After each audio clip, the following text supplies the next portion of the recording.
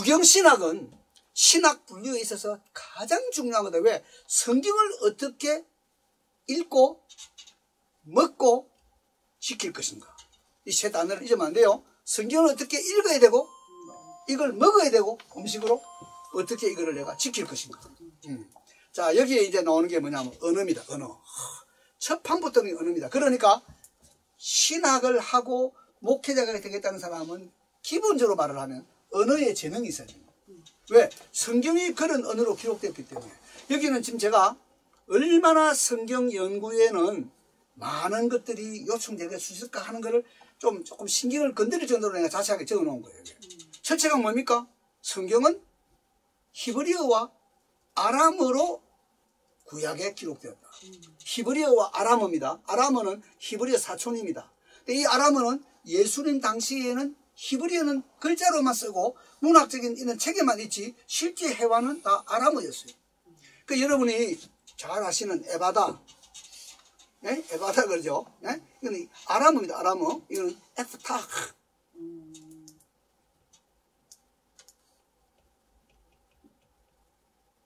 에프타흐. 에프타흐. 에프타흐가 뭐냐면 열려라 하는 명령입니다. 그러니까 아람어를 사용하셨구나. 네. 자, 그래서 여러분이 일단 여기서 이제 언어에 대한 이야기를 할 때 이 언어가 안 되면 성경 풀이를 못 합니다. 왜? 그 언어로 기록됐기 때문에. 그래서 흔히 우리가 말할 때 신학의 부름을 받았는지 안 받았는지를 알아보는 여러 가지 테스트가 있는데 언어의 재능이 있는가. 예외는 항상 있겠지만 언어에 일단 재능이 있어야 성경을 원어로 읽고 풀이하는 일을 할 수 있다. 그래서 언어가 중요하다. 자, 그래서 여기 보면 히브리어를 이야기하는데 히브리어가 몇 가지가 있어요. 보세요. 성경 히브리어가 있고 랍비 히브리어가 있고 중세 히브리어가 있고 현대 히브리어가 있고 히브리어가 이렇게 4단계로 발전되어 있습니다. 이거를 다 어느 정도는 알아야 됩니다. 성경 히브리어를 제일 많이 알아야 되지만 이것만 알아가 안 됩니다. 이게 언어가 계속 변천하니까. 자, 예를 들어 보세요. 사랑한다. 우리나라 말에 사랑이란 말의 본래 뜻은 뭐죠? 이 사랑이란 말의 고전 의미는 생각하는 거예요. 생각하는 거. 생각인데 이게 사랑이란 말로 우리가 지금 뜻이 바뀐 거예요. 자, 우리 성경 옛날에 고로새 공갈을 거치라. 공갈. 지금 공갈은 뭐예요? 협박이죠. 공갈 협박 그러죠. 본래 공갈은 뭡니까? 빈말. 예? 이렇게 말하면 실체가 없는 말. 엔티월드 이런 거거든요. 그러니까 단어란 거는 자꾸 바뀝니다. 자, 60년대에 많이 사용된 단어가 아드메치유. 이걸 내가 신학교 와가지고 물어봤어요. 신학생들한테 아드메치유 하니까요. 60년대에 살은 사람들이 아니니까 무슨 말인지 못 알아들어. 많이 꽂고 더럽고 메시껍고 치사하고 유치하다. 이게 그 당시에 이 말을 다 엮어가 아드메치유라 했단 말이야. 이거는 그 시대를 안 사는 사람은 이해를 못하죠. 근데 요즘도 이렇게 굉장히 많지요. 응? 예를 들면 일어나면 해은 이게 뭐요? 하나님의 은혜, 하나님의 은혜에 해은 아니고 은혜 해야 되겠네, 그죠? 하여튼, 그러니까 이렇게 뭔가의 긴 문장을 짧게 만들어서 이렇게 하지 않습니까? 자, 그래서 이런 관점에서 볼 때 이 성경에 대한 것이 매우 중요하다. 이제 그런 것이고요. 그 다음에 이제 아람어가 나서 아람어. 이 아람어에 대해서도 이야기를 하려면 참 많은데 이게 보면 약 주전 730년부터 주후 3세기까지.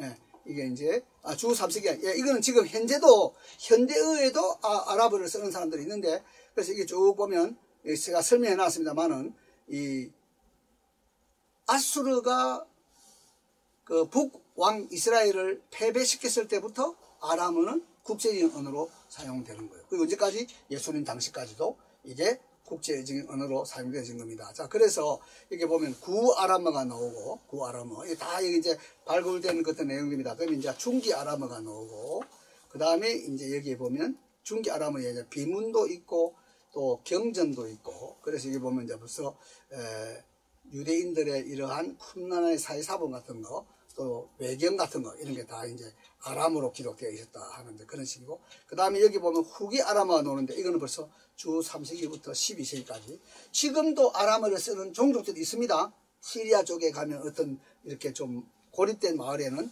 지금도 예수님당, 그래서 그 누굽니까? 그 우리 예수님의 십자가 죽음 그 했던 그 친구, 깁슨입니까? 그 연기했던 친구가 실제 아람어로 대화를 했잖아요. 그것은 왜냐하면 공부 열심히 해가지고 지금 그 아람을 쓰는 종족들이 있으니까 좀 더 이렇게 실감나게 하기 위해서 예수님의 기도라든 이런 걸 다 아람어로. 그러니까 여러분이 조금만 아람어를 열심히 한 사람들 같으면 귀에 들어오죠. 그러한 실제를 가지고 발음을 했으니까 이런 걸 볼 수가 있습니다. 그래서 이 아람어가 생각보다 굉장히 많지요. 근데 이 아람어가 이제 동쪽으로 오면 뭐가 되는가 하면 시리아가 되는 시리아. 그러니까 여러분 시리아 알죠? 시리아 지금 아시죠? 지금 저 예전에 있는 시리아. 시리아에서 더 동쪽으로 가면 이라크가 됩니다. 시리아에 거기 상당히 기독교의 초창기가 강했다. 그걸 기억하시기 바라고. 그래서 사막 교부라고 하는, 시리아에 오시면 거기에 시리아 사막이 있습니다. 자 보세요. 시편 29편에 가면 이렇게 됩니다. 지중해가 나오고, 시편 29편이 참 중요한 겁니다. 그 다음에 이거는 뭐냐면 실제 이 번역은요, 콜 아도나이, 여호와의 목소리입니다. 여호와의 목소리가 뭔데요? 이걸 말하면 자연의 뭡니까 이게? 그러니까 우리가 우레, 천둥, 폭우, 이 현상이 지중해부터 사막까지 어떻게 가느냐, 딱 이 동대를 그대로 묘사한 거예요. 시편 29편이. 너무 귀한 시편인데, 여기 보면 지중해 가가지고, 그 다음에 뭐냐? 레바논 산맥. 그 다음에 레바논 산맥 다음에는 안티 레바논 산맥. 여기 와보셔야 하는데, 산이 여기 있어요. 그래서 비가 쏟아. 왜 지중해에서 온 그 열 좀 이렇게 습기 있고 열이 이게 산에 딱 부딪히니까 못 넘어가고 비를 쏘는 겁니다. 거기에 있는 제일 이제 큰 그것이 비크아라고 하는데, 비크아가 뭐냐면 계곡이요, 계곡인데, 이 계곡이 지금은 이걸 말하면 베카라고 그러죠. 베카 이렇게 되어 있습니다. 또 시리아에는 큰 종교적인 도시인데, 여기는 비가 많이 오는 계곡이니까 이 바알 종교가 가장 왕성했던. 그 여러분 바알 종교에 조그마한 산들 있죠. 그걸 여기서 헐값으로 한 2불 3불 주고 사가 와가지고 내가 수업 시간에 많이 써먹은 거예요. 여기 보면 그 투구 쓰고 청동을 만드는 그런 것들 거기서 싸게 사가지고 와서 수업 시간에 보여주는, 이게 바알에 대한 사이즈가 그만한 거고, 요게 그냥 사람 죽이는 그런, 실제로 보기는 아무것도 아닌데 그 배후에 그러한 악령이 있어서 하나님 신앙을 이게 이제 폐극해 거죠. 그 다음에 안티레바논 산맥 있고요. 그 다음에 여기부터 나오는 게 뭐냐 하면 광야가 나요. 광야. 요걸 우리가 뭐냐면 가데스 광야다. 가데스는 카데시란 말인데, 카데시 바네아, 가데스 바네아, 이거는 다른 지역이고, 시리아에 그러면 산맥을 통과하고 난 다음에 광야가 나오구나. 여러분 오시면 다 합니다. 이게 이제 여러분 팔머라 같은, 지난번에 이게 왜 이렇게 되죠? 이거는 아니고, 이게 왜 이렇게 되죠? 이게 아니고, 됐어요. 여기 보면, 팔머라가 있어요. 팔머라. 아, 이거 지금 IS가 다 깨버리잖아요. 막 그 모든 유적들의 유산들을. 이게 팔머라 같은 지역이 뭐냐면 이게 광야입니다. 이 광야에서 더 나가면 어디로? 터키, 이라크 쪽으로 더 나가면 여기 나오는 게 사막입니다, 사막. 이 사막이 있어요. 예, 나 다 가봤어요, 이거를. 예, 이거 여러분한테 가르쳐야 되니까 내가 현장을 밟아야 돼요. 이 사막에 가면 뭐가 나오냐 하면 사막 교부가 나와요, 사막 교부. 사막의 교부들이 살았어요. 요즘에 제일 중요한 사람이 주상성자 시므온. 이게 교회 사이에 나옵니다. 근데 여기 가보면요, 만한 요런 좀 기둥 같은 바위가 있는데 거기에서 평생 살았대. 그래, 그때만 해도 내가 젊었으니까 올라갔습니다. 하여튼 어떻게 해가 올라갔어요. 이야, 거기서 어떻게 살았을까? 밥은 어떻게 먹고 모욕은 어떻게 하고. 그래서 저 밑으로는 이 사막이 저 밑으로 보입니다. 산 중턱에. 그래서 야, 여러분 말만 듣던 사막 교부들이 있던 지역을 여러분이 시간과 공감을 하다 보면 가서 볼 수가 있습니다. 그래서 이런 그 아람어인데 시리아어로 된 이 문헌들이 굉장히 많이 있고 중요하다. 이 분야도 젊은이들 가운데 몇 명 나와야 되겠죠, 학자들이. 이거 그 당시 기독교에 대한, 이게 어디로 가는가 하면 이게 만주로 와가지고. 여러분요, 그 네스토리안이라 해가지고, 네스토리안.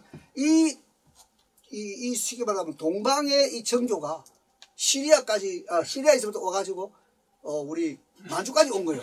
근데 만주어가 있잖아요, 만주어. 만주어는 글자는 시리아어입니다. 아시겠어요? 그러니까 이게 저 나라 말은 있었지만은 글이 없었는데 이 글을 그 네스토리안이라고 하는 이 동방에서의 정교 이런 걸 가져온 사람들을 통해서 받아들이면서 글자가 이렇게 시리아어를 만주어를 표기하는 거로 간 거예요. 근데 내가 한 30몇 개국을 하는 유대인 학자를 만났습니다. 미국서 만났는데 여러분 참 오래 살고 봐야 됩니다. 40몇 개국까지 하는 사람도 있습니다. 이런 사람들은 그 논고 하나 읽으려고 그러면 언어가 막 수십 개가 지나갑니다. 벌써 질려버리죠. 와, 이 사람은 이 글 하나 쓰는데 그냥 몇십 개 언어가 나오네. 이런 게 학문입니다. 주로 러시아에서 많이 합니다. 왜냐하면 러시아는 실제적으로 돈을 벌 수 있는 유일한 길은 언어를 많이 하는 길밖에 없습니다. 언어 하나면 200불 봉급도 줍니다. 그래서 막 죽기 살기로 그냥 그게 자본주의가 그 언어학에 나오는 거죠. 그래서 언어를 많이 쓰는데 세계적으로 가장 유명한 언어책은 러시아에서 나옵니다. 그래서 영어책을 쓴 아주 유명한 학자가 있었는데 미국에 있던 학자가 너무 감동받아가 러시아 가서 딱 만나보니까 해화는 한마디도 못해요. 해화는 못하는데 부부책 이런 걸 쓴 거지. 그래서 이걸 이제 우리가 나우카 시리즈라는데요. 나우카 시리즈라고 그러는데, 러시아의 이런 우리 한국어도 필요해서 이 각종 언어들에 대한 문법책이 고대든 현대든 중세든 엄청난 시리즈를 놓은 게 이 러시아다. 러시아는 자본주의가 이 언어 하나를 더 습득하면 교수들이 200불 정도를 봉급을 더 받는 이런 시스템으로 학자들을 많이 배출했다. 이런 것들을 여러분이 볼 수 있고요. 시리아가 좀 중요하고. 그 다음에 이제 뭐냐면 남쪽으로 오면 여기 보세요. 남쪽으로 오면 여기에 이제 나오는 게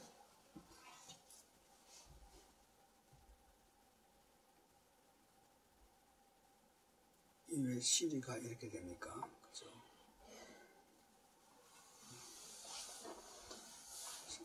이게 아니고.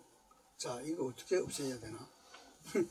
시리를 없애야 되는데, 어땠어요? 자, 그 다음에 이제, 이래서 이제 현대 아람어까지 나오는데, 현대 아람어는 이제 잘 보세요. 시리아에 지역이 있습니다. 이거 다 우리가 돈만 있으면 가봅니다. 여기 축구로 말룰라라는 곳인데, 이거는 사람들이 많이 갑니다. 그래서 현대 사람들이 이 언어를 안 죽이고 쓰고 있다 하는 이런 것들을 여러분 볼 수 있고요. 자, 이게 동부라는 것은 이라크인데, 여기 가면 멘다이기라. 이것도 참 중요한데, 왜냐하면 셈조거가 안 죽고 살아남아 있었다는 데서부터 이 단어가 본래 무슨 뜻일까 하는 것을 찾아내는 게 있습니다. 제일 좋은 실례가 뭐냐면요. 히브리어에 굉장히 많이 나온 단어가 이겁니다. 헤세드입니다. 헤세드. 이렇게 씁니다. 헤세드.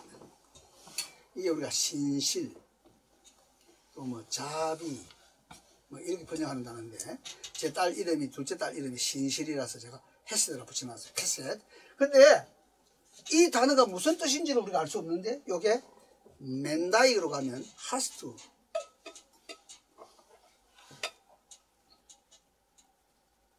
하스투가 뭐냐면 묵투바인. 묵다입니다. 묵다. 그러면 헤세드란 말은 두 사람 관계를 묶는 거. 부부로 말하면 죽음 외에는 헤어질 수 없는 거. 그러니까 이게 신이 좀 실수가 있고 해도 절대 관계를 안 끊고 끝까지 간다는 이런 묶는다는 의미에서 왔겠구나 하는 거를 이런 언어를 통해서 히브리어의 뜻을 좀 찾아내는 거예요. 안 그러면 이게 없어요. 이 단어가 어디서 왔는지도 모르고 무슨 기본 뜻인지 모르는데 거기에 멘다이에서 도움을 주는 거죠. 자, 이런 거고요. 여기 보면 이제 동계어란 말이에요. 동계어. 동계어가 뭡니까? 같은 셈조어인데 다양하게 퍼진 거. 우리나라 말하면 그 제주도 말이나 그러니까 원산말, 제주도 말하고 원산말을 그대로 써놓으면 알아들을 사람이 아무도 없어요. 뭐죠? 서귀포 해녀가 바다에 띵슝망슝 이 제도거든요. 띵슝망슝이 뭐예요? 이거 우리나라 말 안 쓰잖아요. 근데 내가 미국에 있을 때 우리 교인 중에 군 교관으로 평생을 사는 사람인데 이 사람이 본래 원산 출신이야. 근데 이분이 책을 딱 썼는데 내가 이거는 보완해야 되는데 원산말로 수필을 써서. 근데 우리가 하나도 못 알아들어.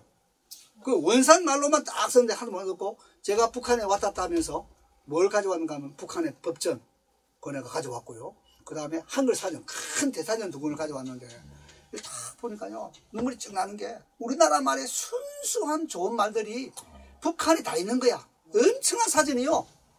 이쪽은 완전히 사양대가 없어요. 이런 말도 들어볼 수도 없어. 예를 들면 시나브로 시나브로 순수 한국말이야. 그 다음에 이제 우리 경상도 말 하면 가리느까사. 이거 어떻게 하면 이거는 뭐 중국말인가 일본말인가. 가리느까사가 뭐냐 이제 늦게사. 세월 다 지나고, 이 가리느 가사. 이런 많은 그 지방어가 있단 말이에요. 그러니까 여러분이 이런 서로 감안하면 기타 셈족 동기가 많이 있다. 이게 다 성경하고 어느 정도 연결된 거다. 자, 여기 보세요.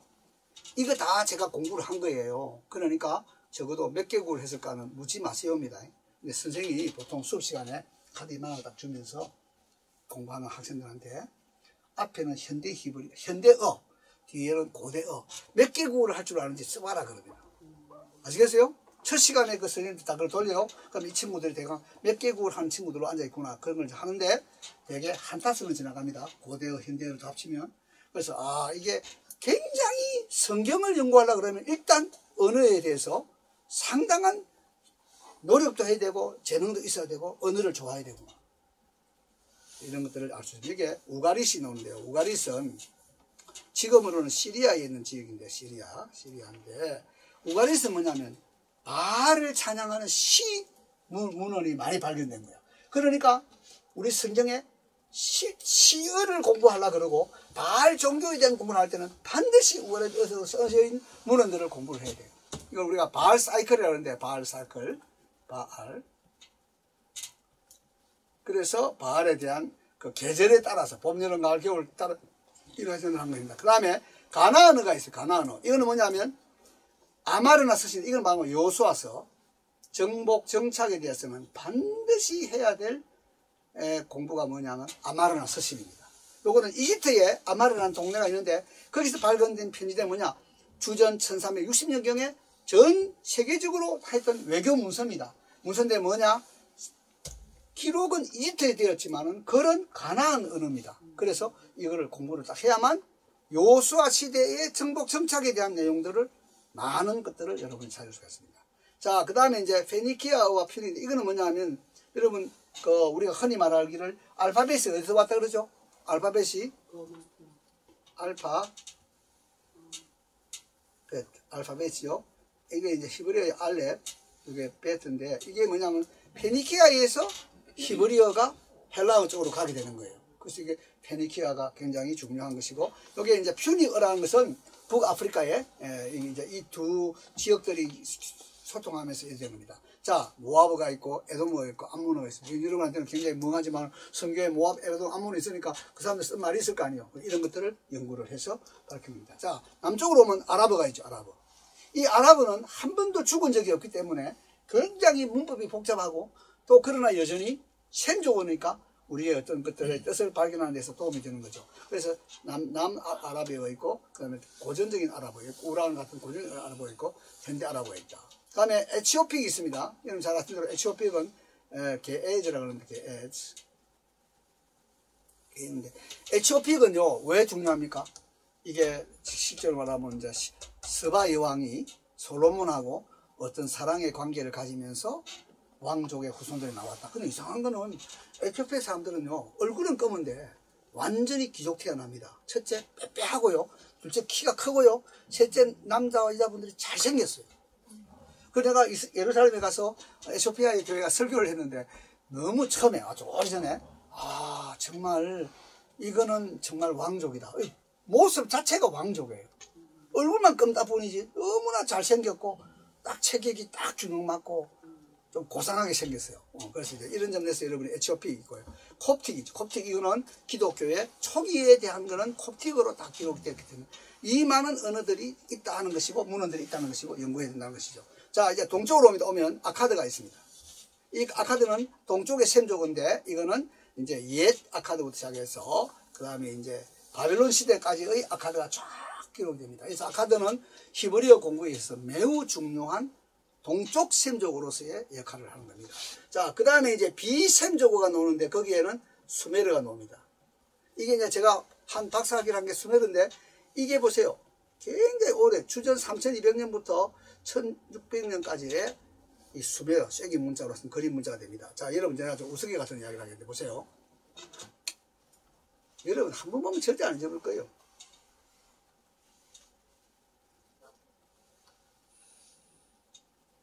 이게 뭐냐면 우스입니다. 우스. 이게 뭐냐면 남자예요. 남자. 남자라는 건 뭐냐, 남자를 보여주는 성적 기관을 딱 묘사해서 이게 남자다. 이거는 뭐냐, 무누스래요. 무누스. 이게 뭐냐? female이에요. female. 여자요. female. 그러니까 우리가 이거 붙으면 다 중국 글자가 다 여자죠. 그죠? 요거 세 개 붙으면 그냥 이게 뭐 사람이 그냥 이상해지는 거 아닙니까? 그죠? 근데 이게 뭐냐면 요거 붙은 거는 다 여자에 관계된 거예요. 그래서 여기다 예를 들면 이렇게 붙이면 이게 닌이라 있는 닌이 뭐냐면 여왕입니다. 여왕. 자, 그래서 수메르가 이런 그림 문자를 가지고 이야기하는데 상당히 어떤 물체를 묘사하는 것이기 때문에 굉장히 흥미로운 게 많다 이겁니다. 이거 제가 박사학위 논문을 쓴 그 제 휘장이라는 것이 모양이 이렇게 생겼어요. 보세요.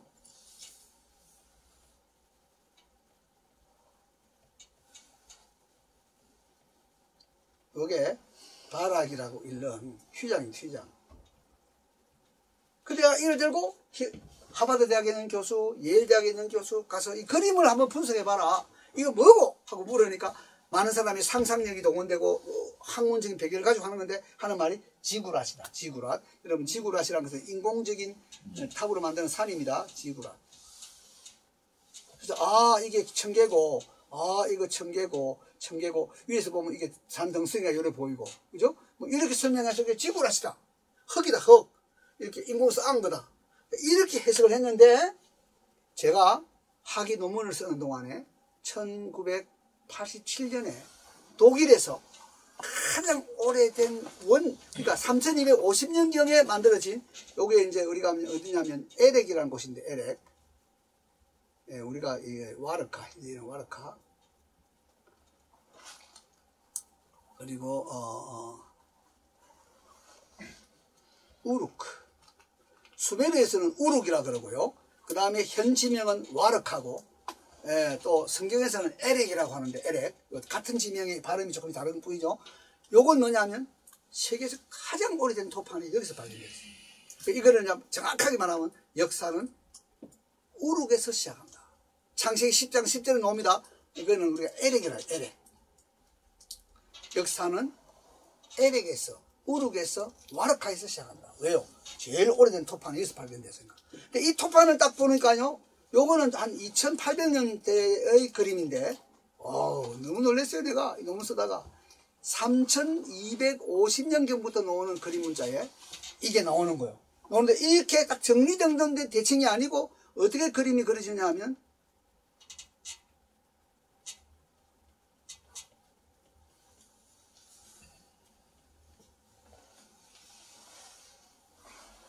이렇게 나오는 거예요. 이게 뭐죠? 천이요, 천. 염소나 양의 조잡한 털로 짠 천 쪼가리를 말하는 거예요. 요게 아래 위로 딱 붙어보면 요게 바로 지성소를 막는 휘장이 되는 거예요. 요 단어에서 휘장이라는 말이 나와지거든요. 이 바락이라는 말에서 히브리어의 파로헷. 파로헷이라 그러면 이게 뭐냐면 이게 바로 휘장이에요. 휘장. 지성소 휘장이에요. 그러니까 야 흙이 아니고 천이다 천. 이거로 인해서 내 논문 심사하던 수메르 사진을 만드던 소장이 돈 반납하고 나 안 하겠다. 왜? 자기가 평생 연구해갖고 지금 제 1권을 따르는데 그게 비발륨을 했는데 비발륨에 이게 바락이 나오잖아요. 자기가 정립이 안 돼갖고 헷갈리고 해갖고 이 책을 냈는데 이 젊은 친구가 학위 논문을 쓰면서 탁 치잖아 목을. 기분 좋을 리가 없죠. 그러니까 나는 이 논문 심사 안 한다. 이분이 심사 안 하는 바람에 내가 학위를 빨리 받았어요. 이 사람이 심사했으면 계속 내를 물고 내려질 거 아니야. 그럼 나는 어떻게 대답해요? 하루에 10시간씩 타자를 치면서 몇십 년 해온 세계에서 제일 수백 카드를 많이 만들었던 사람, 스웨덴 사람인데 미국 와서 지금 이렇게 박물관의 관장으로 지금 있는 상황인데 내가 어떻게 그 사람을 이길까? 하나님 다 아시고 사 빼뿌리고 나는 니까 안 하겠다. 왜? 내가 자기를 치니까. 그래서 제가 가까스로 학위를 받았는데 중요한 게 뭐냐면 여러분 보시면 이 언어들이 굉장히 중요한 성경의 내용을 이해하기 위해서는 도움을 준다는 거예요. 자, 이거 한번 보세요. 하나만 더 보여드리겠습니다. 이게요, 발음이 해할이요. 해할. 이렇게 해할. 해할이 뭐냐면 이렇게 씁니다. 이렇게 해할. 해할이 뭐냐면 바로 이게 성전이요, 성전. 성전을 히브리어로 해할이라고 그래요. 이게 어디서 왔냐? 이거는 놀랍게도 수메르에서 왔어요. 에갈이라는 수메르에서 왔어요. 에가 뭐냐면 이렇게 쓰면 이렇게 이게 뭐냐면 집에 집. 바람이 왔다 갔다 하네. 집이란 말이고 이 가리란 말은 이렇게 썼는데 여기 뭐냐면 큰. 그러니까 애갈이 뭐냐면 큰 집이요. 큰 집이 뭐냐? 왕국이고 성전이에요. 그러니까 이게 성경으로 오면 큰 집이란 말이 성전이 됐죠. 우리 히브리어 보면 모르는데 이 수메르 현상을 볼 때는 수메르 글자가 같네. 우리 경상도에서 라디오를 뭐라 그러죠? 라디오를 뭐라 그러죠? 나지오 그러면 알아듣는 사람 경상도 알아듣지만 다른 사람들 못 알아들어요. 이 라디오 발음해야 되는데 경상도 이게 말이 발음이 이상하게 돼가지고 나지오. 꼭 마찬가지죠. 애갈인데 해할 이렇게 되면서 그러니까 언어라고 하는 것은 이렇게 소통을 많이 하는 거구나 하는 거 보고 여기서 보면요 히타이트가 있습니다. 히타이트 우리야 알죠? 우리야 히타이트. 그다음에 호르족이 있습니다. 그다음에 엘람족이 있습니다. 구페르시아가 있습니다. 이더가 있습니다. 굉장히 많은. 그다음에 에프로에이지아에 대해서 셈족과 함족이 같이 만나지는 언어가 있습니다. 자, 그런 게 그다음에 이제 신약으로 오면 헬라어가 있고요. 헬라어가 얼마나 종류가 많습니까? 그다음에 이제 여기 보시면 역사가 있습니다. 언어 다음에는 역사. 그러니까 수메르를 주경신화를 하려고 하면 제일 먼저 언어에 대해서 일단 안 질리고 달라붙겠다는 생각을 가져야만 신학은 할 수가 있는 거다 하는 큰 틀을 놓게 되는 거고 그 다음에는 역사죠. 역사에는 지리와 고고학과 그 다음에 고대건동, 구약, 신구약, 신약 잘못된 거예요. 이거 내가 정신 못 차릴 때 이거는 구신약으로 바꿔야 됩니다. 순서에 구신약, 신구약 하는 건 아주 잘못된 거예요. 구신약, 중간시대, 그 다음에 신약. 이렇게 역사를 우리가 공부를 해야 된다는 것이고요. 자, 이게 역사입니다. 역사. 아주 중요한 거. 그 다음에 총론 해가지고 일반 총론, 영감과 정경, 본문 비평, 성경 오등 비평. 그 다음에 특수 해가지고 저자, 연대, 목적, 내용분의 특이성, 문제점. 요렇게 공부하는 이걸 총론이다. 그러니까 적어도 성경을 공부한 사람은 창세기부터 계시록까지를 요런 점에 대해서 나름대로 딱 정리가 돼야 됩니다. 그리고 예를 들면 이거 있죠. 연대를 이야기했는데 13바우서신을 연대순으로 재배열해라.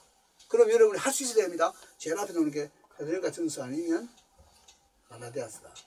제일 마지막은 디모데후서다. 이렇게 해서 10식의 서신이 쓰여진 순서대로 재배열할 수 있어야죠. 자, 그 다음에 나오는 게 뭐냐면 성경 해석학입니다. 이게 너무너무 중요하죠. 성경을 어떻게 읽을 것인가. 성경을 어떻게 읽을 것인가가 안 되면 어떻게 먹을 것인가가 안 되고 어떻게 지킬 것인가도 안 되는 거예요. 그래서 이게 정말 중요한 분야입니다. 성경을 잘 해석해야 된다. 그러니까 러시아에 있는 그 공산당들이 어리석은 자는 마음에 이르기를 이건 빼뿌리고 하나님이 없다 하도다. 그것만 딱 해가지고 봐. 성경에 하나님이 없다 했잖아. 그래 이게 정리가 안 된 사람들이 많이 당하는 거예요. 이게 어리석은 자는 마음에 이걸 빼뿌리니까. 그래서 이게 여러분이 성경 해석학은 너무 왜 이렇게 다양한 교파가 있고 왜 어디서는 침례교라 그러고 왜 어디서는 장로교라 그러고 왜 어디서는 감리교라 그러고 왜 어디서는 다 이유가 있거든. 그 하나님이 만드신 전체를 다 못 보니까 각자의 강조점을 따라서 장로를 강조하는 데는 장로교고 침례를 강조하니까 침례교고 감독하는 거를 강조하니까 감리교가 되고 그렇게 살아야지 하니까 성결교가 되고 하나님 보실 때는 전부 다 필요한데 우리 인간들은 하나 붙잡고 그냥 뭐 코끼리 만지는 장님들이 그냥 지 보는 대로 설명하듯이 이런 요소가 있다. 그래서 우리는 이런 점에서 굉장히 마음을 열고 하나가 되도록 해야겠다. 자, 그 다음에 보세요. 성경을 서기한 것 이거는 원문 해석입니다. 원문 해석. 그래서 성경을 할 때는 제일 중요한 게 원어가 뭐라고 기록했고 어떤 순서로 했고 이걸 지켜가면 어떤 뜻이냐. 이거를 지금 제대로 하는 사람이 많지 않단 말이에요. 한국 사람 중에. 지금 제가 어떤 분이 쓴 책 두 개를 만드는 걸 하나 합쳤는데 우리가 지난번에 제 9회 이스라엘 포럼 할 때 발표를 하고 영감이 딱 오니까 이사야서를 가지고 계시록을 가지고 이 한국 사람은 정말 유대인들을 향해서 복음을 전할 자들이다 하면 이거를 놓고 영감 받았으니까 쫙 적어가지고 책을 만들었는데 이걸 지금 내가 교정을 본다고 보고 있는데 보세요. 이거는 완전히 원어를 모르면 못 도와주는 거야. 그분의 수준이 어느 정도일까 하는 것은 내가 읽어보면 딱 나오는 거야. 이분은 요 정도 수준이구나. 어쩔 수가 없어요. 그러니까 이런 점에서는 성경 서기는 반드시 원어로 돌아가서 원어의 구조를 이해해야 된다는 점에서 성경을 풀이하는 것이다. 자, 제일 중요한 게 이 말 한마디 하기 위해서까지 왔습니다. 제일 중요한 게 뭐냐면 성경신학입니다. 요거 잘 보세요. 요거는 요거하고 다릅니다. 구약신학 플러스 신약신학. 잘 보세요. 지금 신학교 오면 구약신학이 있고 신약신학이 있어요. 그 두 개 합치면 성경신학이 될까요? 아닙니다. 왜요? 이거는 뭐냐면 따로 노는 거야. 이 자체가 내가 볼 땐 틀린 거야. 한 성령님이 구약과 신약으로 기록했고, 구약은 주로 아람어와 히브리어로, 신약은 헬라어로. 그런데 그 사이에 주전 200년경에 구약을 헬라어로 기록한 성경을 주셔서 그 헬라어로 기록한 성경에서 구약을 인용할 때는 신약에서 인용하도록, 절대 히브리어 성경이 아니고 하나님이 묘하신 분, 하나님은 이방인과 유대인이 하나 되기를 원하신다는 것은 이 성경 번역되는 과정만 봐도 답이 나오잖아요. 히브리어와 아람어로 기록된 것이 히브리어 모르는 알렉산더 시대의 흩어진 유대인들을 위해서 헬라어로 번역되었고, 헬라어로 번역된 그 구약 성경을 신약 성경의 구약을 인용할 때는 그 신약의 헬라어로 번역된 성경을 가지고 인용을 했다. 굉장히 우리에게 많은 생각을 만드는 이런 일을 한 거예요. 자, 그래서 제일 중요한 게 뭐냐면 성경신학인데, 성경신학은 뭐죠? 창세기부터 계시록까지를 하나님의 말씀으로 인정하고, 이 말씀으로 인정할 때에 어떤 그 내용이 나오느냐, 이게 성경신학입니다. 그래서 결론이 뭐냐? 모든 신학의 멸류관은 뭐다? 성경신학이다. 그러니까 그러면 복을 창세기부터 계시록까지를 다 훑는 거, 이게 성경신학입니다. 어떤 주제를 주면 주제에 대해 전부 다 훑는 게 이게 성경신학이에요. 그러니까 성경신학자가 사실은 모든 신학교에서 가장 금자탑 같은 데에 앉아서 사명을 감당해야 되는 것이다. 그러니까 우리 원용우 이사장님이 제게 부탁한 것은 사실은 성경신학적으로 모든 것을 정리해 주세요 하는 의미를 가지고 있고, 이것은 구약과 신약 동시에, 구약과 신약 사이에 있는 400년 동안에도 무엇이 지나갔나 하는 걸 가지고 통틀어서 이거를 정리해야 되는 것이 바로 성경신학이다. 그래서 우리가 오늘은 여기까지 해서 이 신학 분류에 대한 이야기는 정리하고요. 그 다음에 이제 조금 이따가 또 할 것은 이제 성령님에 대해서, 그러면 성령님이라는 주제를 가지고 한번 구약부터 신약까지를 한번 다 다뤄보자.